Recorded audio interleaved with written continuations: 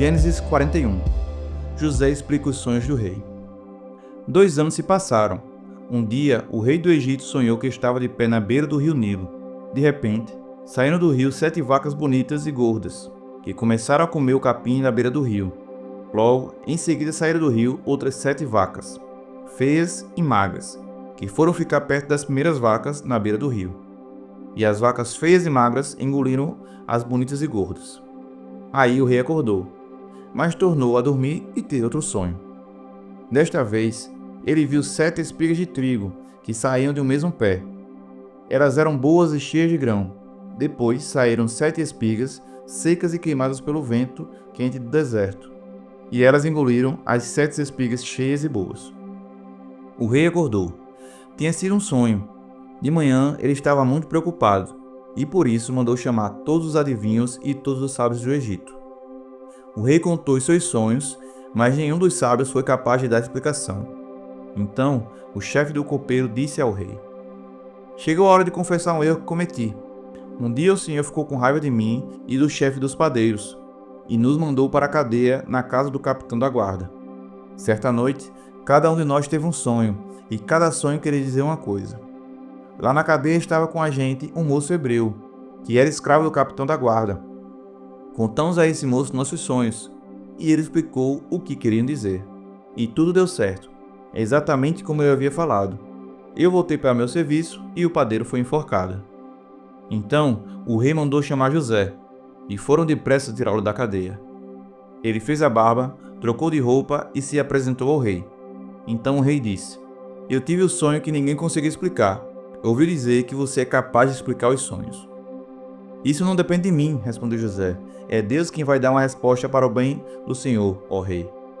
Aí o rei disse: "Sonhei que estava de pé na beira do rio Nilo. De repente saíram do rio 7 vacas bonitas e gordas, que começaram a comer o capim da beira do rio. Depois saíram do rio outras 7 vacas, mas estas eram feias e magras. Em toda a minha vida eu nunca vi no Egito vacas tão feias como aquelas. E as vacas feias e magras engoliram as bonitas e gordas.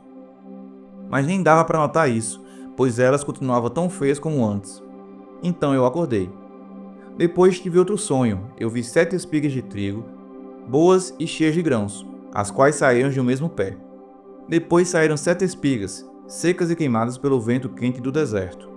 E elas engoliram as 7 espigas cheias e boas. Eu contei os sonhos aos adivinhos, mas nenhum deles foi capaz de explicá-los." Então José disse ao rei: "Os 2 sonhos querem dizer a mesma coisa. Por meio deles, Deus está dizendo ao Senhor o que ele vai fazer.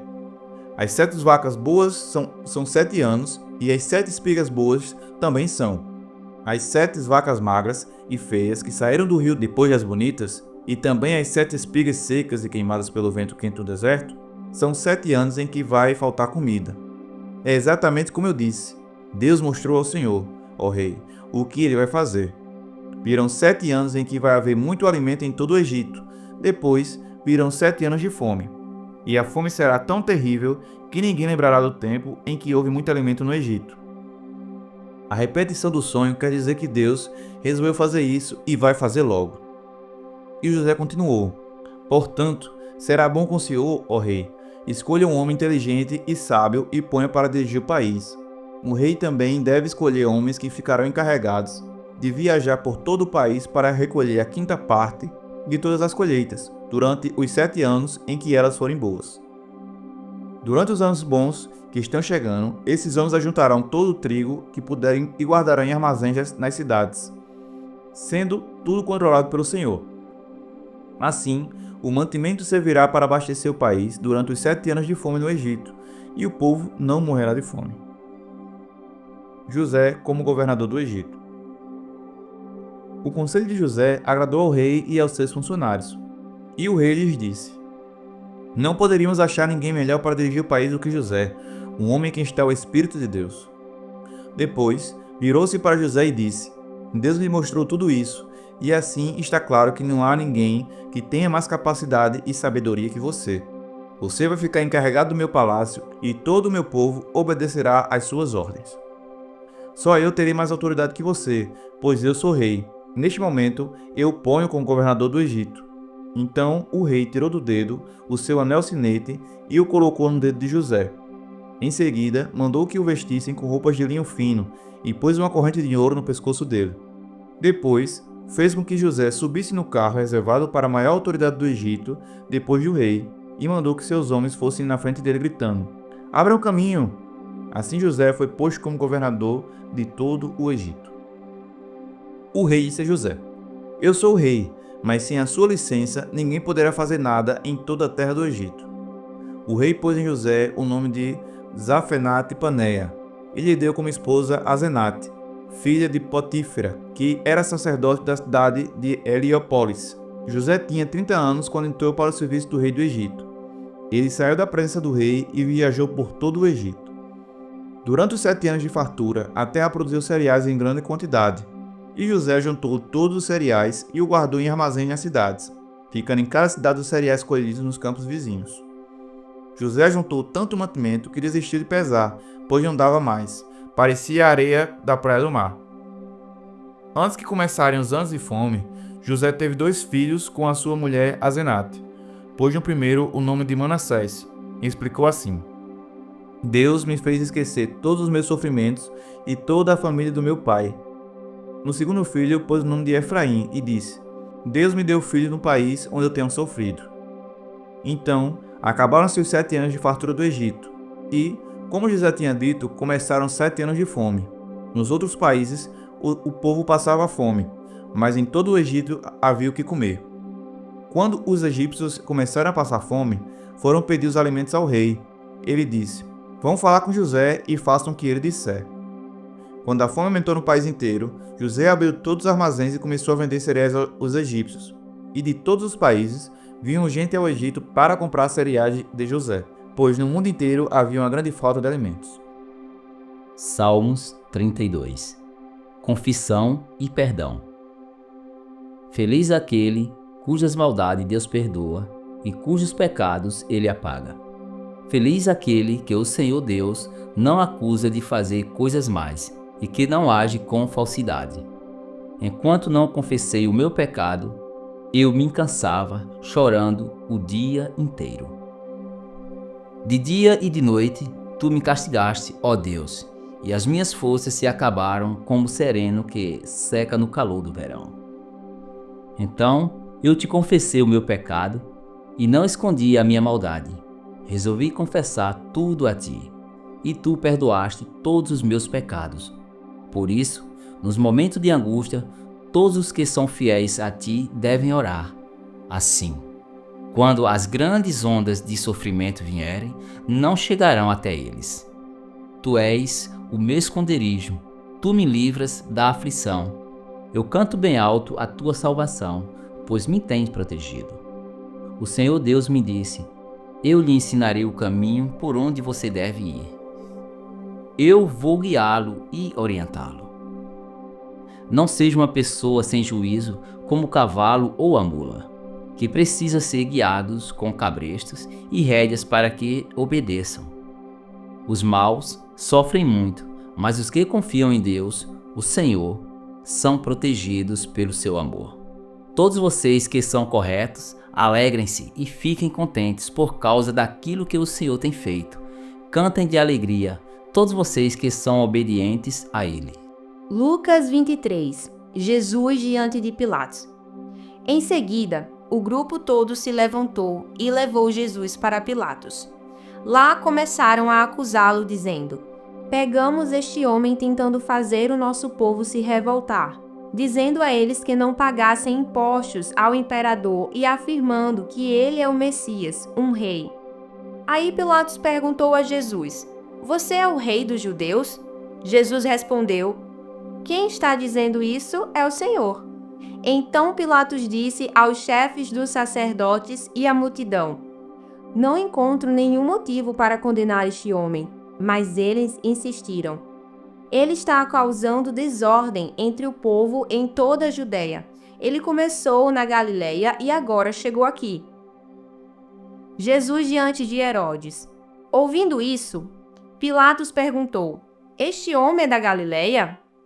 Quando soube que Jesus era da região governada por Herodes, Pilatos o mandou para ele, pois Herodes também estava em Jerusalém naquela ocasião.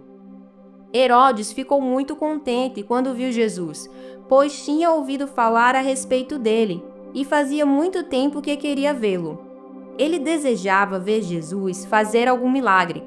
Então fez muitas perguntas a Jesus, mas ele não respondeu nada. Os chefes dos sacerdotes e os mestres da lei se apresentaram e fizeram acusações muito fortes contra Jesus.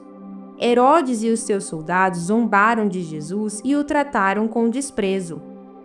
Puseram nele uma capa luxuosa e o mandaram de volta para Pilatos. Naquele dia, Herodes e Pilatos, que antes eram inimigos, se tornaram amigos. Jesus é condenado à morte. Pilatos reuniu os chefes dos sacerdotes, os líderes judeus e o povo e disse: Vocês me trouxeram este homem e disseram que ele estava atiçando o povo para fazer uma revolta.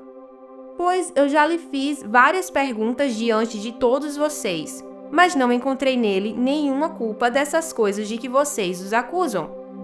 Herodes também não encontrou nada contra ele e por isso mandou de volta para nós. Assim, é claro que este homem não fez nada que mereça a pena de morte. Eu vou mandar que ele seja chicoteado e depois o soltarei. Na festa da Páscoa, Pilatos tinha o costume de soltar algum preso, a pedido do povo. Aí toda a multidão começou a gritar: Mata esse homem, solta Barrabás para nós. Barrabás tinha sido preso por causa de uma revolta na cidade e por assassinato. Então Pilatos, querendo soltar Jesus, falou outra vez com a multidão. Mas eles gritavam mais ainda: Crucifica! Crucifica! E Pilatos disse pela terceira vez: Mas qual foi o crime dele? Não vejo neste homem nada que faça com que ele mereça a pena de morte. Vou mandar que ele seja chicoteado e depois o soltarei. Porém, eles continuaram a gritar bem alto, pedindo que Jesus fosse crucificado, e a gritaria deles venceu. Pilatos condenou Jesus à morte, como pediam, e soltou o homem que eles queriam, aquele que havia sido preso por causa de revolta e de assassinato, e entregou Jesus para fazer com ele o que quisessem.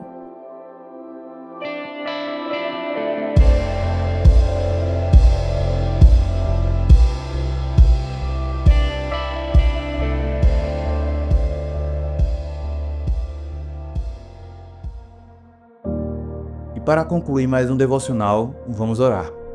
Deus, te agradeço, ó Pai, por mais um dia em Tua presença, ó Pai. Sim, Deus, que essa manhã, ó Pai, seja uma manhã de renovo, ó Pai. Que nós, ó Pai, preenchidos pela Tua palavra, somos renovados como Tuas misericórdias se renovam a cada dia, ó Pai. Sim, Deus, nos dá sabedoria, ó Pai, para seguir esse dia diante da Tua vontade, Senhor. Sim, Deus, que essa Tua palavra, ó Pai, não possa nos dar força, não possa nos dar sabedoria, possa nos dar renovo, Senhor, para prosseguirmos não só nesse dia, mas toda semana, Senhor. Sim, Deus, eu te peço, ó Pai, que nós, ó Pai, possamos estar sempre diante da Tua vontade, ó Pai, porque Tu és o nosso refúgio e nossa fortaleza, que debaixo de Tuas asas nós nos escondemos, Senhor. Sim, Deus, eu te peço, ó Pai, nos ajuda, nos fortalece, que nenhum mal venha nos acometer. É assim que eu te oro, te agradeço, em nome de Jesus. Amém.